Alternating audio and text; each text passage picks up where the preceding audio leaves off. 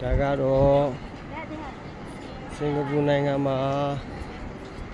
ဖြစ်မနေလာတဲ့နေရာလေးပေါ့နော်ချစ်တဲ့ရုပ်လေးကမှ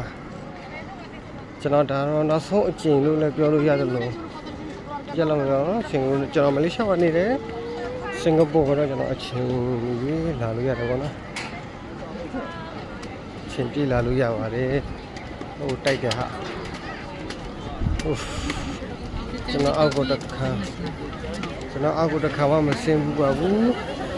ကျွန်တော်ဆင်းကြည့်ခြင်းနဲ့